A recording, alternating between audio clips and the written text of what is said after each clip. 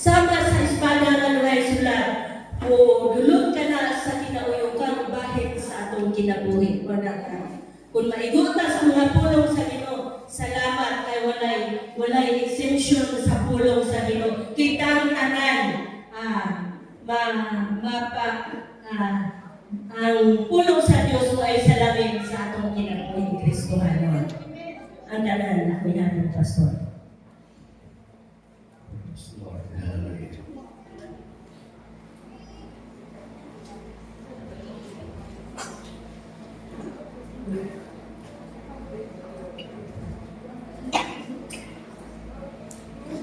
Mayroong butas na praise Lord, hallelujah. Ang Biblia nagsulti nga duha o tulo ang katigong sa pangalan sa Ginoo na siya sa kaliwala. Amen? Believe that Jesus is in the midst of us. So behave ka, nasa Jesus. Amen? He's the King of Kings and the Lord of Lords. Hallelujah. So, ang tagaan ko, respeto ang presensya sa Ginoo. Praise the Lord. Hallelujah. Ikaw po ito mag-eksuna at salamatan ng Ginoo sa mga mensahe na dawa. Father God, we thank you so much for the blessings for the day. Salamat Ginoo nga ikaw mag-a-apply sa kasing-kasing, mag-a-apply sa una-una, mag-a-apply Ginoo sa kanang mga sirado nga mga panglantaw sa kinabuhi o ang imong mga pulong Ginoo magpausap o magkapabagyo sa among kinabuhi. Kung ninikadlawa ang imong mga pulong mag-apply o magpapuka sa mga bahid sa among espiritual kabahin na nakasira. O daghang salamat Lord ay pamaayo o magahimo sa pagbuhat sa tanang utang para sa iyang mga tanan. I-bless kining maong mensahe sa pangalan ni Jesus. Amen. Amen. Praise Lord. Hallelujah. What are the principles for getting baptized in the Holy Spirit? This is the series study in how to have the Holy Spirit. School ko there are 3 ways how the Holy Spirit leads in the Christian life. First is when you receive the Lord Jesus Christ. Sa diha kami tuog ka ng Jesus, sa diha na inawat ni si Jesus. Ingon na imo manuluwas sa imong kinabuhi, the Holy Spirit will come into your life. Secondly, sa diha na naan mo ang Holy Spirit sa imong kinabuhi, you need the baptism in the Holy Spirit, of the Holy Spirit. Kinahanglan ka, doon ay mga rason na kayo na daghan ay mga rason. Kung ang sa Kristohanon, dili siya mabaptismuhan sa palang Espiritu, doon ay mga rason. So, human kini mong topic karon, next series na po, the reasons, mga rason, mga hinungdan, at kinahanglan yun ang tao makabaton sa Holy Spirit.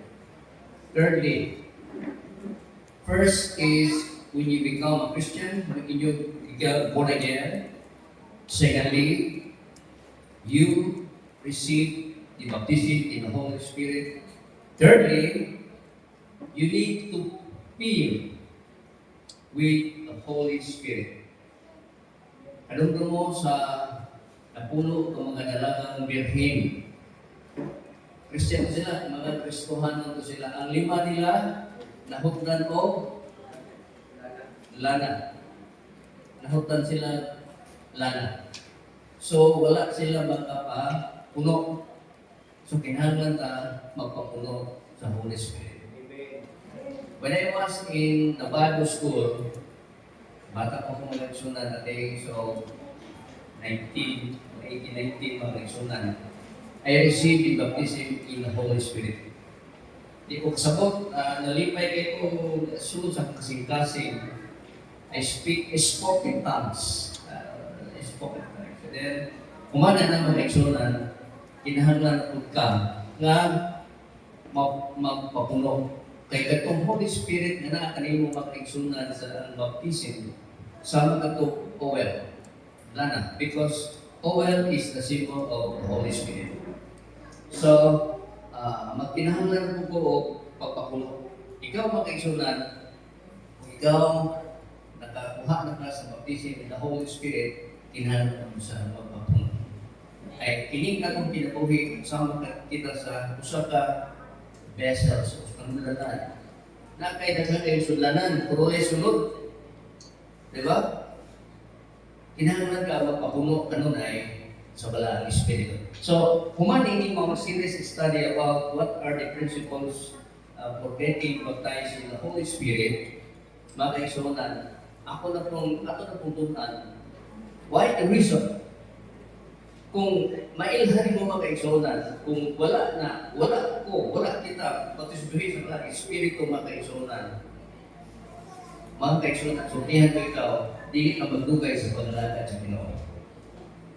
Okay? Di ka magdugay sa paglalakad sa Ginoo.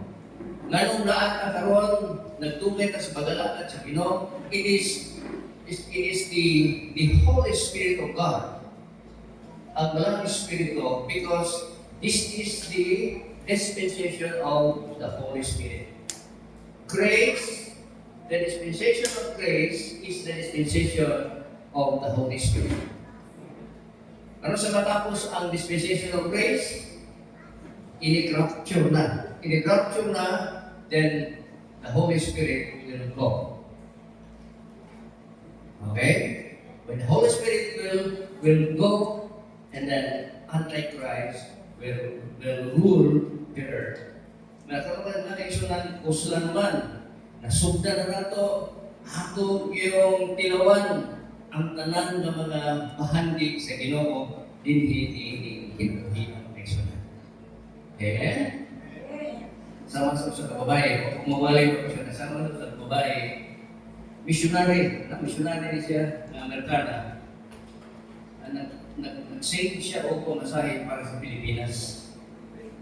Kaya nag-save siya o ang in-travel mo kaigsunan gikan sa US from US to US kanang sa mga state mga kaigsunan usa pa mo agi pag Japan, agi pag Taiwan, agi pag Cebu, agi pag diretso mo kaigsunan daghan kay siya og mga gisakyan.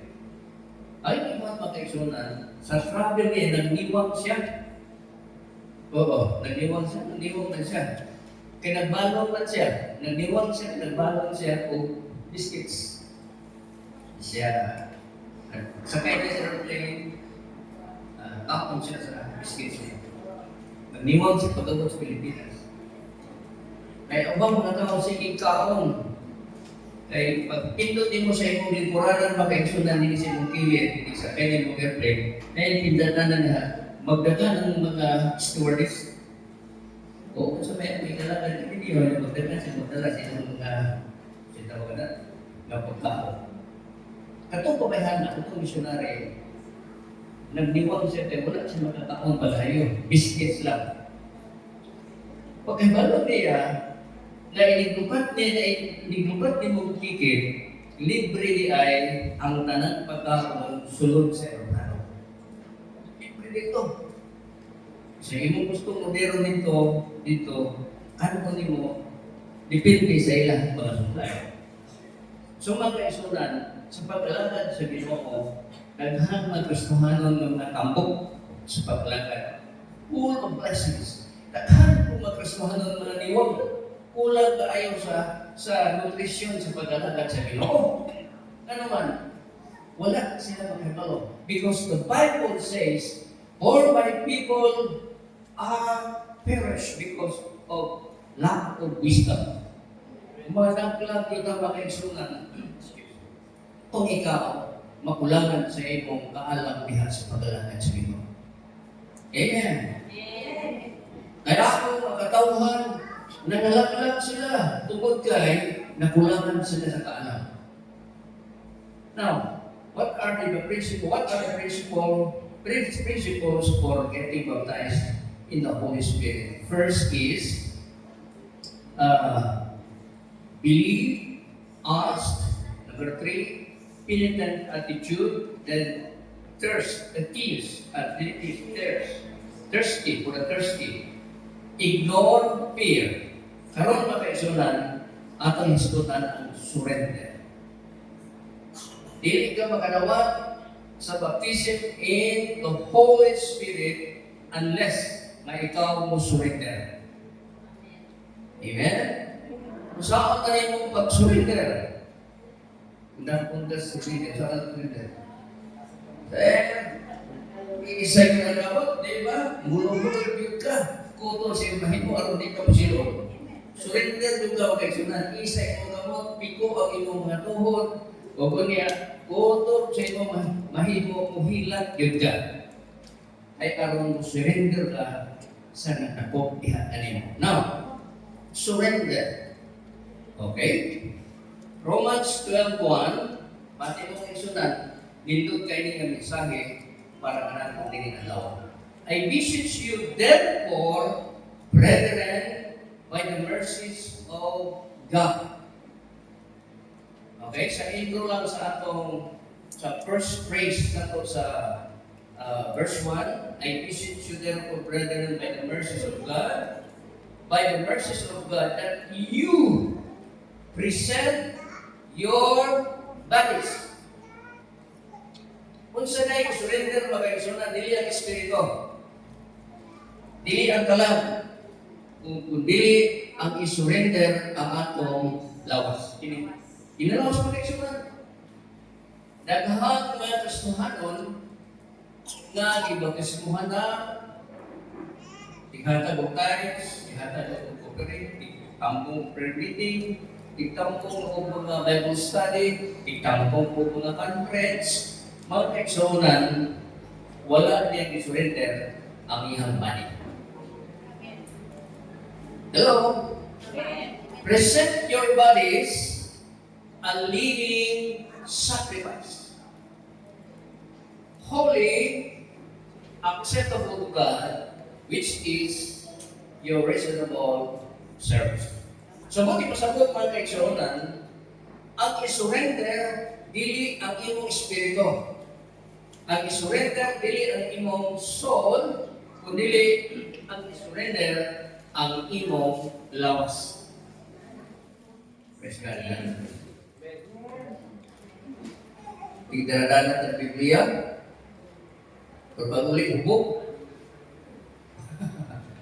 Diba? Ako yung kasilingan dito mga kaisunan. Tatalang Biblia, paguli ubok. Diba? Ika buntag sa'yo. Ika ayun, nadala siya ako kay Biblia.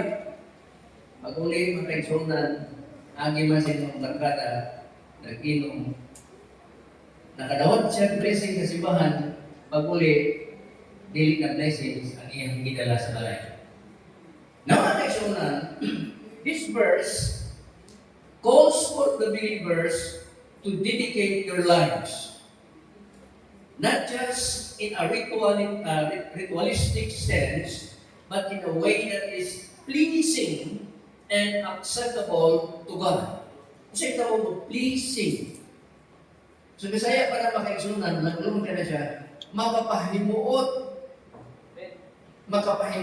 sa Diyos, makapahimuot, pleasing, and acceptable to God. Now, makaigsunan, how to present your bodies as a living sacrifice? It means offering your entire being, your actions, your thoughts, your desires to God's service, aligning your life with His will rather than your own desire. So, what ipasapot din sa verse na atong gisulti din atong ipasa kaniha, how to surrender, Romans 12:1, how to present your bodies a living sacrifice. which means offering your entire being. Tibuok nimong pagkatao, ang imong aksyon. Sahay na itong aksyon makaigsunan, murag sumak kaayo sa pag-alagad sa Ginoo. Dahil kung isang puti, aksyon mo nga sumak kaayo sa pag-alagad sa Ginoo. Ang imong una-una, supak kayo sa pag-alagad sa Ginoo. Ang imong pangandoy, isar, supak kayo sa pag-alagad sa Ginoo. Mga kaigsunan, wala maalay ang imong kinabuhi sa kabubuton sa Ginoo, mga kaigsunan.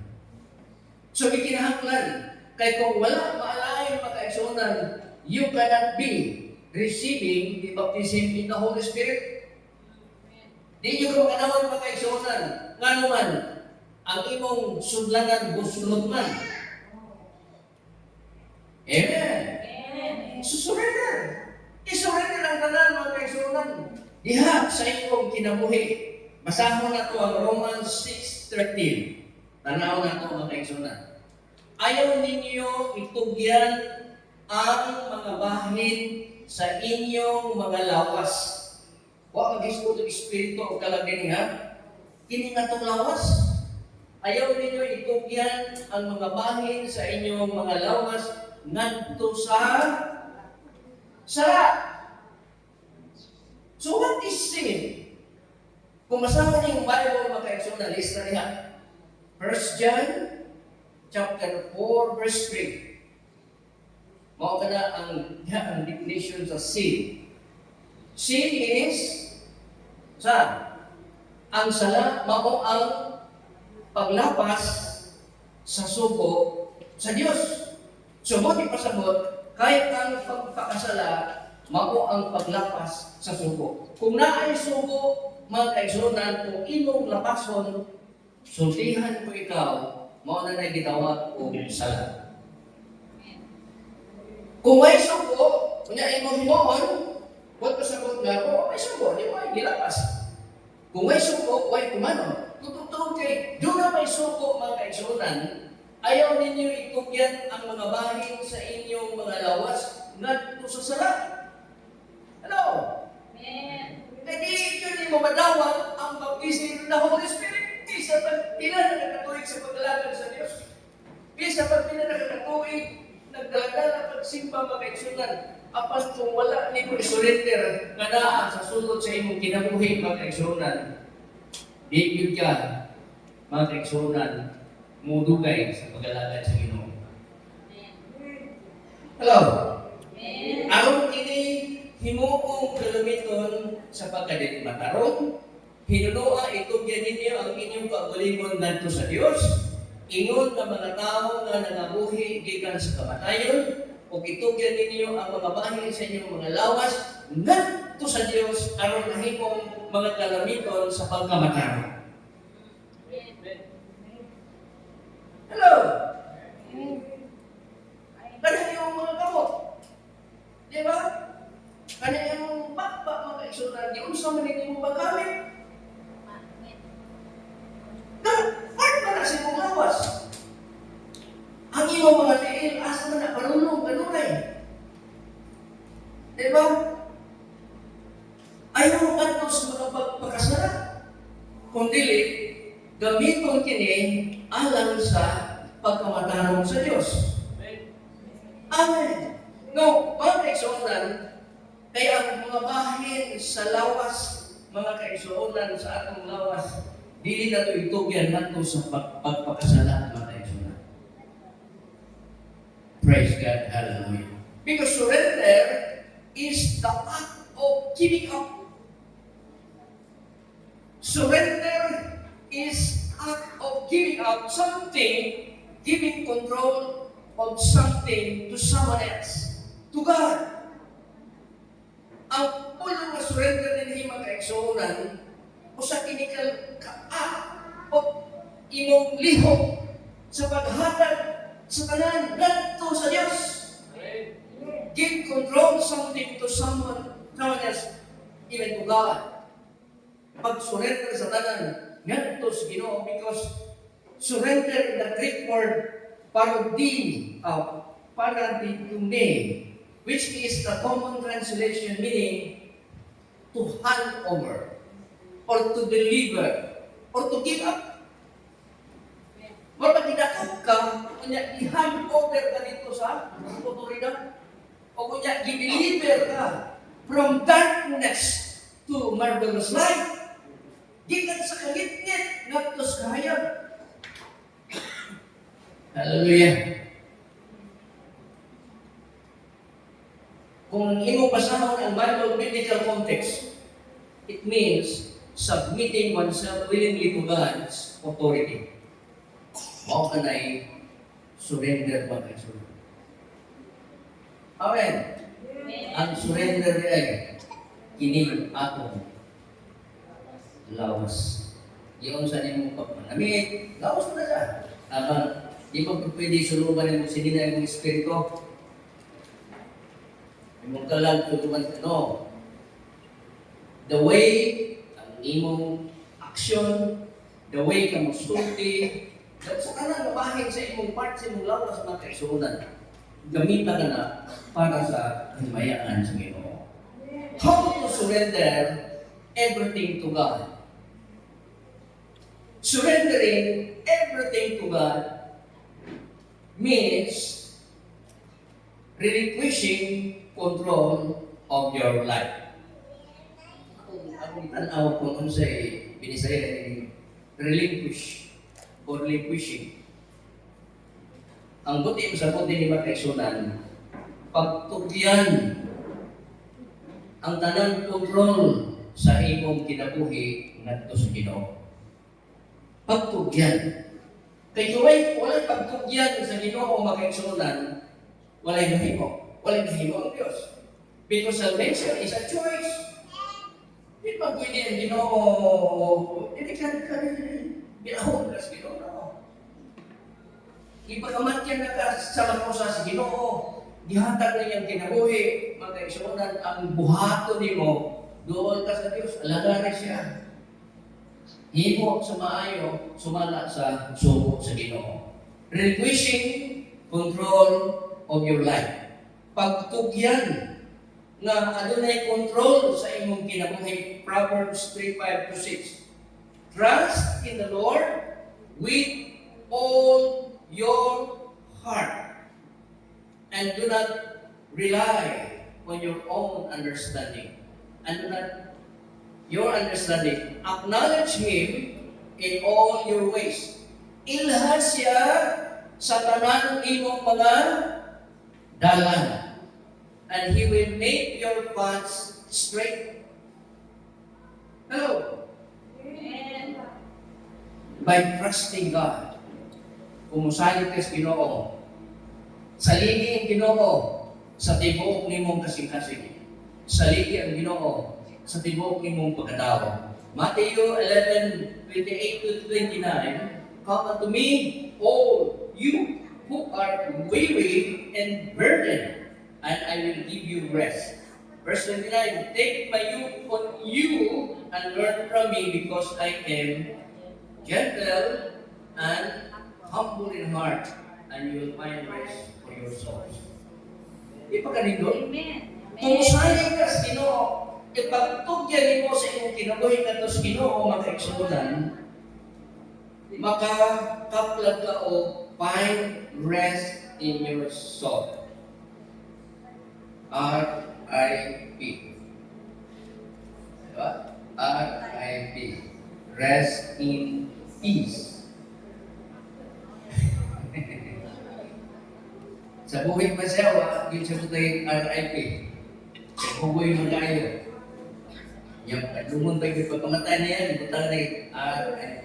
Rest in peace. Tinuwan pa na siya. Nag-rest pa siya sa kalinaw. Kung na sa Kristo, doon sa kalinaw. Now, action number 2. Placing your trust in His plan. Ibutang ang imong pagsalig sa iyahang plano.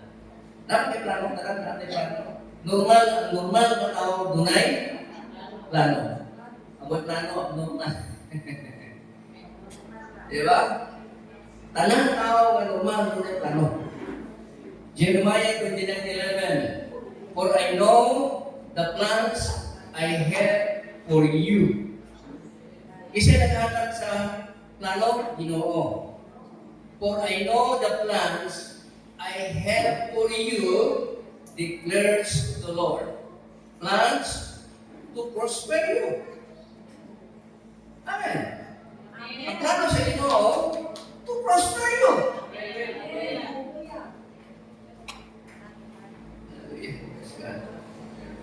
O na plano ko rin sila. Plano sa pagkalisakitan. Kung ano yung lasya mo kayo sila. Plano na naman. Kung nagpuplano na sila may bahan kayo sila. Nagpuplano pangin kayo. Hindi sunod dito. Tanong kasi yung daw, Christmas, saan sa Christmas? Mag-iinitan kayo po. Yung isip na amahan, siling simbahan. O kaning butangan o tagsa karupa, yakin ko na yun. Di ka mag-snow ka rin niya. Kung plano mag-isundan, mitas buhay mata na ano yung plano, dining kinabuhi ang mag-isundan.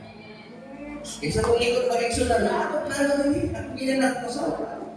Kung plano din yung mag-isundan, before the rapture, mahuman na rin siya. Nakustubakan, napagalihi. Kung ihi mo, di ka dito, di ka. Amo mo na dito. Siya, di na. Kung gamay na kulang yung mag-isundan, muna siya mag-isundan, muna tayo plano. Ang plano sa Ginoo is plans to prosper you and not to harm you. Plans to give you hope and a future. Hallelujah. Gusto naman yung kinabuhi ng kaisunan. Nakalayan bakas kabubuton sa Ginoo. Kung kuha ninyo katong akong illustration na itong last Sunday, ang destiny, your destiny, God has given you your own destiny. Isip na po balik ko kayo na ano sa na ito. Hinihingi ng tabo. Ang destiny sa Ginoo, sa diha ka nakabit ka sa Diyos, nakabit ka na kaniya, naanan niya plano ang Diyos mo. Ikaw mahimo kang mayor, mahimo kang businessman, mahimo kang pastor, mahimo kang nurse, mahimo kang doktor, mahimo kang asa ka ng trabaho. Naka na sa destiny sa Ginoo. Amen.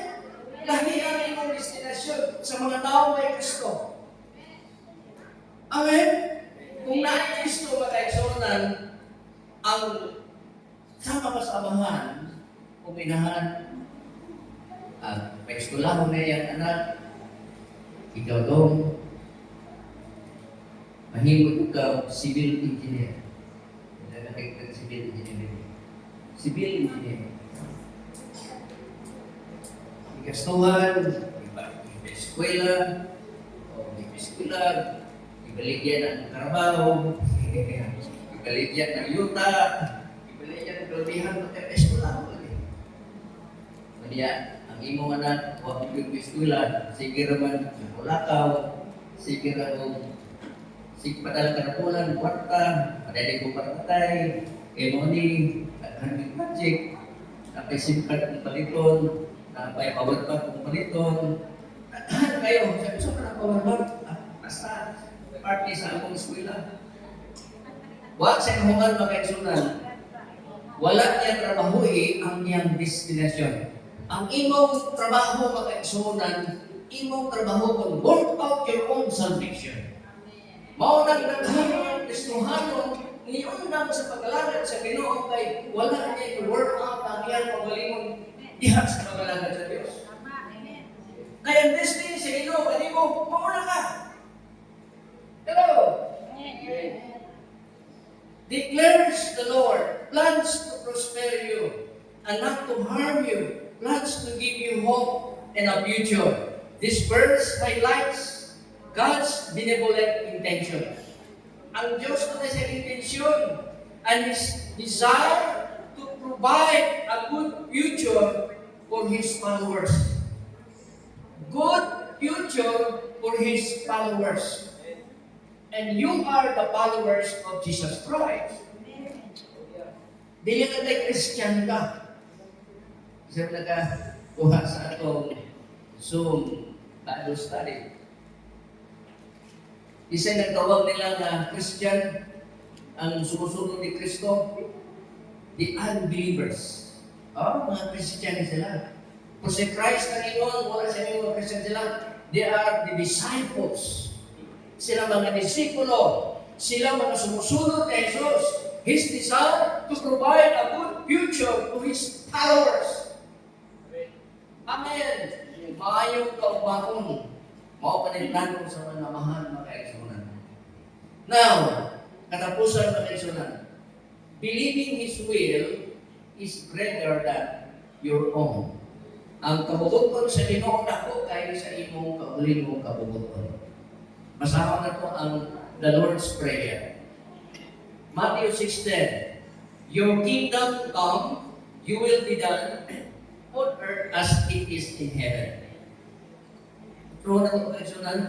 Your kingdom come, your will be done on earth as it is in heaven. Kung imo ni siya i-analyze mo kaigsunan, ang imong kingharian anhiya o ang imong kabubuton matuman dinhi sa yuta maingon man dito sa gikan sa langit. So kung ipasabot na kaigsunan ang kabubuton sa Dios dito sa langit, iyang ikutan dinhi sa earth. Nag-ingon din this verse is a part of the Lord's Prayer highlights the priority of God's will. Nag-highlights kini mga kaigsunan na ang Diyos mao'y priority sa iyahang kabubuton din sa atong kinabuhi. And the purpose being fulfilled in all aspects of life. Hello? Ang priority, sabi sa na, iuna yun ang kabubuton sa Ginoo sa Diyos din natin. Dapat tayo mga plano mga kaigsunan. Diba? Example, itong kami mga doon may ganang pastors fellowship, diba? Pastors fellowship. Ang plano naman itong kami ganang pastor, mga tumiyo, labas mo. Sa tingin ka dito, kaya na yung peace, na hotel dito, na dito kayo. So, pwede yun eh. Kay mga tumig labas mo. Kay katong sa mga pastor ng mga kaupan, tagalbason na. Siya nagkontak na niya ang tantong hotel, sa beach. Hindi ka kayo no. Okay. Hindi na eh. Kung niya kay sa grupo na mo mag-exulta na may mga kagulitan, nadilig na sila kagawa, nadilig mo na sila kakuha mo sa lead. Awak ni Gato. Nakita ko na kung kayo sa post nila, pastor, dito, yan, misa na ito na island dito, nanangaling kilo dito, nagsuktor dito. Dito kayo na. So, inanasahay, ang plano na to, dili plano sa Ginoo. Diba? Kasi kung sa kanito sa itong plano, kung dili plano sa Ginoo, hindi kinamhin ako mo kayo na.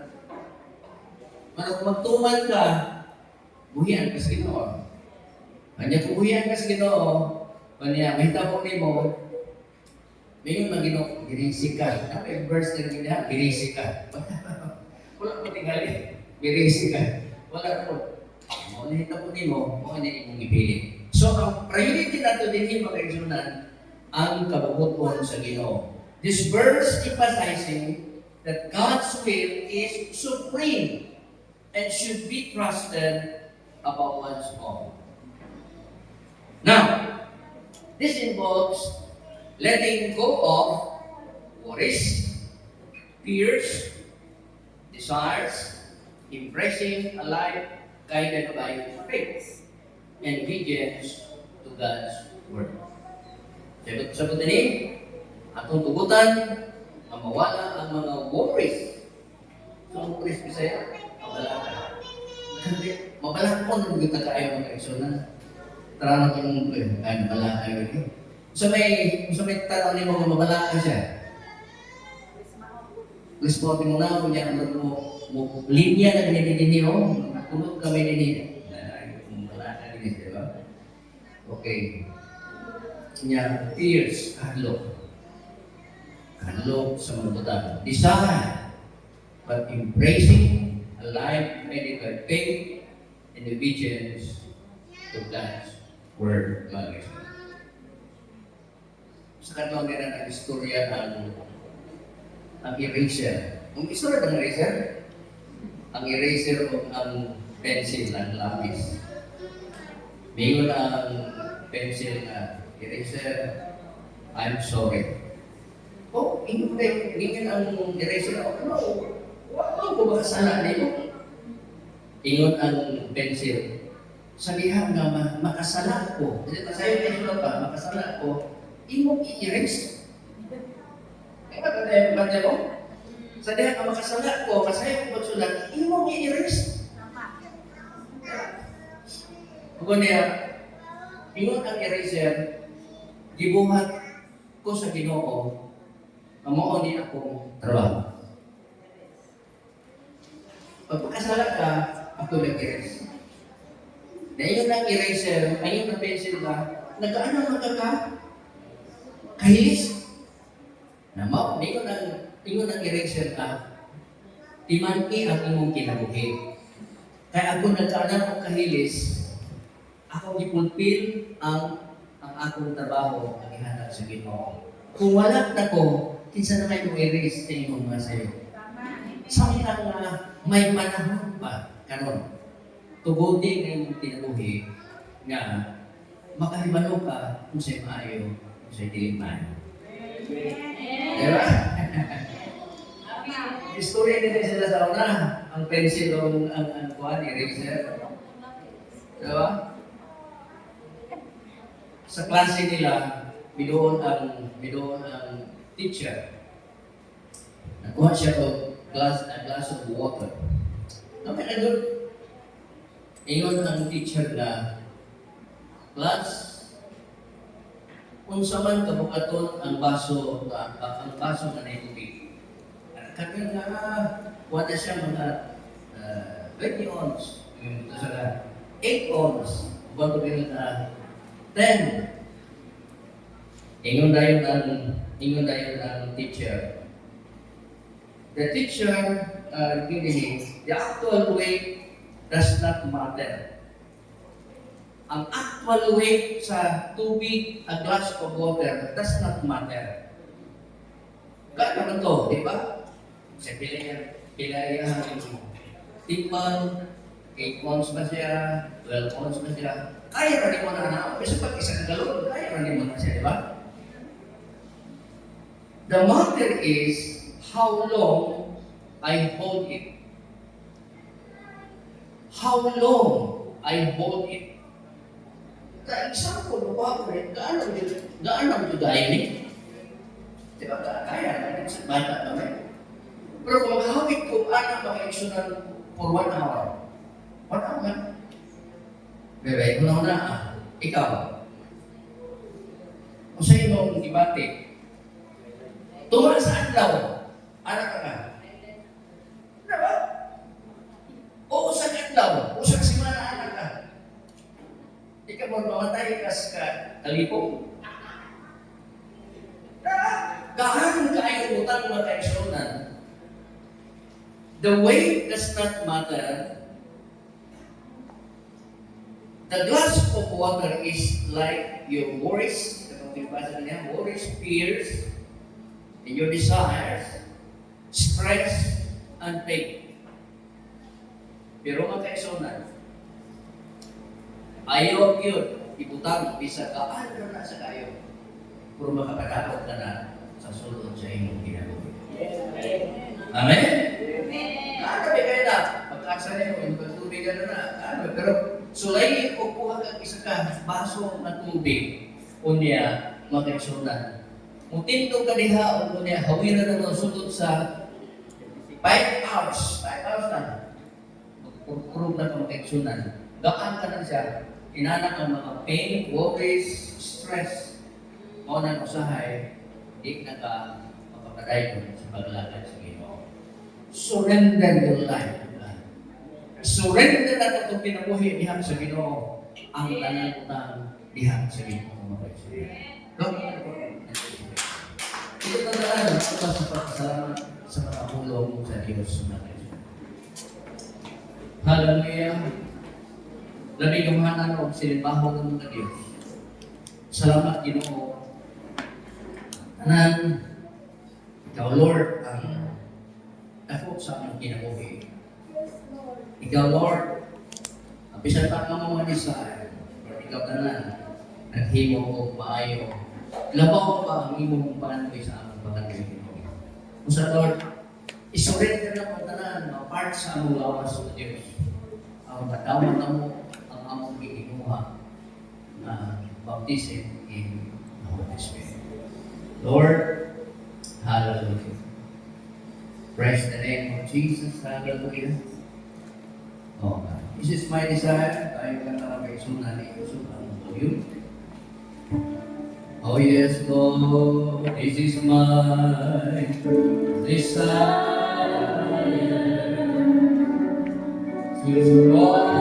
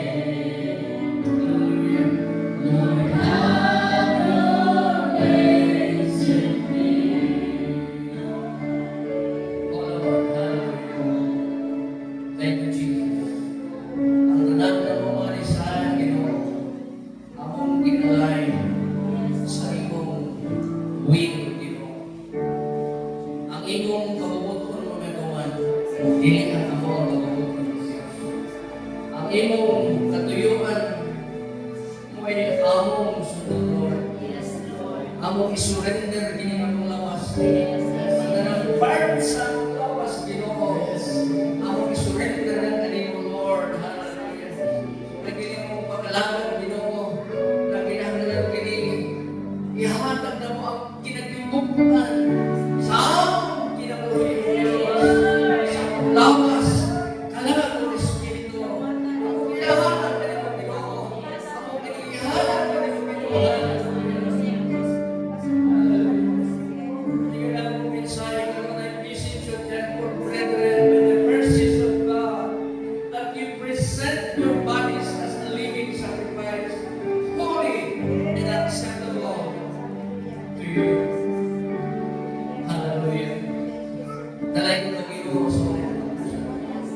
Ikaw ang tagambawan. Ikaw ang tanan sa among kinabuhi. Ikaw, Lord, kung wala na langit Panginoon. Hallelujah. Lord, naghala ka sa among future, Ginoo. Lord, prosper kami, Ginoo. Ang among kinabuhi, Lord, na kanimo. Ang among kinabuhi, ang tanan mo. Sukad ka kami ng aming Lord, ang among destination, Ginoo, Lord, blessings. Tuloy kami, Ginoo, sa among work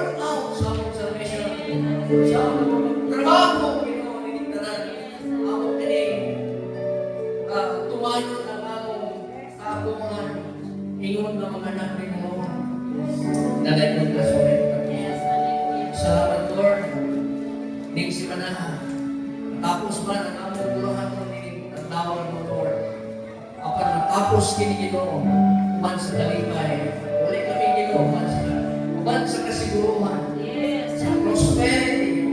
Sa among kinabuhi. Ang plano ni mo, prosperity. Salamat, Lord. Salamat, mahal. Ang among plano, Ginoo, ang isang pagkat kanimo, Lord, na ikaw, Lord, manaman ko sa among kinabuhi. Hallelujah. Daghang salamat, mahal. Among pagkipasalamatan. Among pagkipasilugan. Among pagkibayaw. Among pagkisipa. Among pagkidalay. Among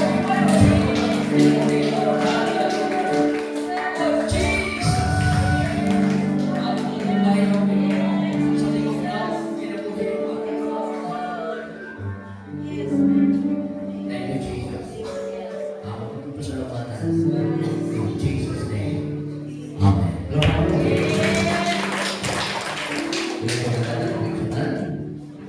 Praise God.